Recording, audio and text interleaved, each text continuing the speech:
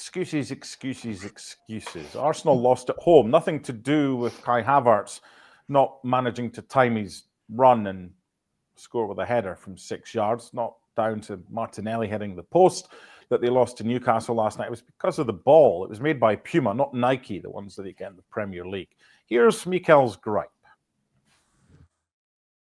I think we kicked a lot of the balls over the bar, and it's tricky that this ball flies a lot, and we discussed that as well. So there are details that we can do better, but at the end, that's gone. You know, this is no way back. It's about the next game, and that's our world. The reality is our world.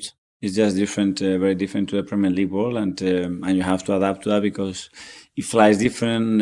When you touch it, the grip is very different as well. So you adapt to that. This was all set for a pile-on, but then Stevie Nicol, just before we came on air, said, they might have a point.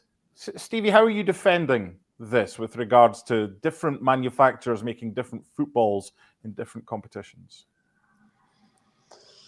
Well, there's no question that different manufacturers, different balls, then they move and do all kinds of different things just differently, and it's not an obvious thing. That they are very subtle differences, and I'll give you a couple of examples.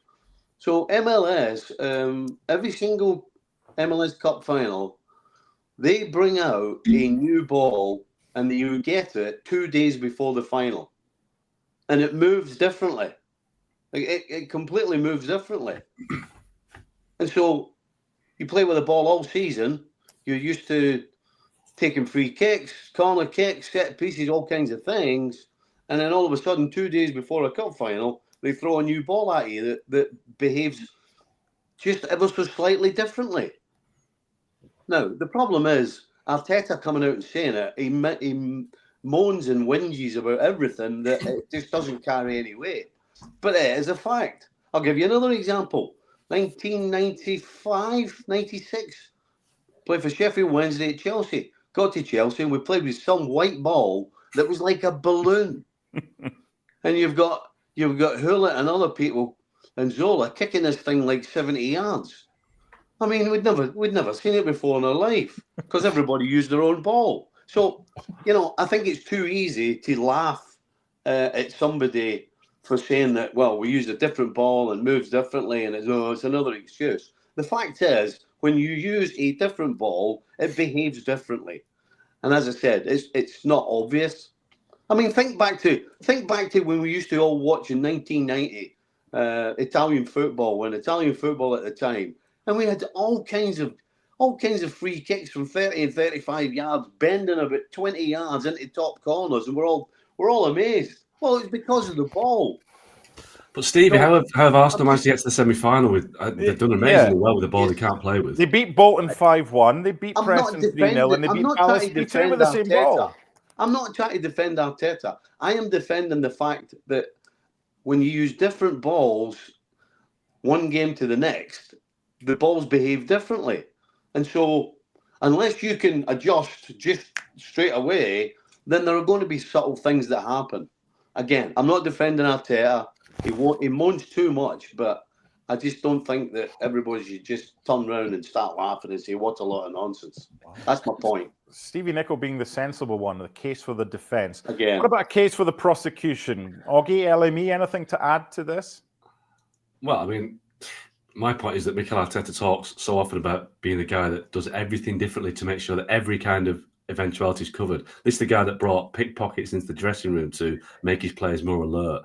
He's had gimmicks with light bulbs and playing You'll Never Walk Alone at the training ground to make sure they could handle playing at Anfield. Has he not thought to get some Puma balls in for a couple of days to train with? Is there a pickpocket shop? Do you just go down and say, can I have those two pickpockets? How does that work? Well, he must have taken all the Puma balls. LME excuses. You got any for us?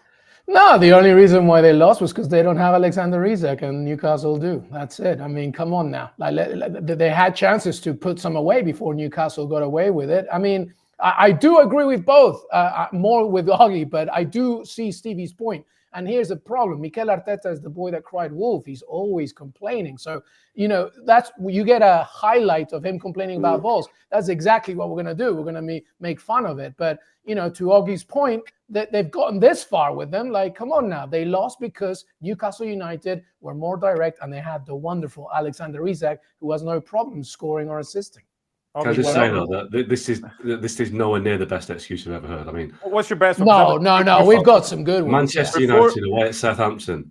They are losing at half-time 3-0 because they're playing in a grey kit, which Sir Alex Ferguson says that the players can't see. This is what they were see. wearing. It had sharp electronics on the front. I've got a better one, I think. So they go in at half-time and get I mean, obviously, we all remember this, but younger viewers may not. It was probably 1996. United went in at half-time and completely changed their kit. Went in grey, came out in blue and white. Still lost, but Ferguson said the players couldn't see each other on the pitch in the grey kit. There was one that Kenny Dalglish, when he was in charge at Newcastle United, playing the mighty Stevenage Borough, who took them to a replay, said the balls were too bouncy, and that was the reason why they didn't. That was a good one. Well, come on. You got for us? Well, Alan Pardew was the king of this, MD. I mean, when he was with Newcastle, one, he blamed it on the length of the grass when he got a draw against Rangers in August. The other one was when they lost 2-0 to Chelsea, and he blamed it on the Notting Hill Carnival. And then my favorite one, though, was Ian Holloway, who's always good for a quote. He was struggling at the beginning of his tenure with Swindon, and he kept going on about the fact that the training ground was haunted. And that's why they kept losing games. And Stevie, one of your former teammates with Scotland, you played at the World Cup in '86, Gordon Strachan. Oh yeah, he said it was genetics, and it just wasn't fair because the Scots were too wee. That's why we couldn't compete. True. Well, that's where Peruvians and Scots definitely relate. Indeed. Let's bring this nonsense to an end. We've talked enough balls for the last 35 minutes. My thanks to Stevie, to Oggy, and to LME. We'll do all this again on Friday, ESPN FC Live. And a reminder, ESPN FC every night in the United States and North America on ESPN+. Bye for now.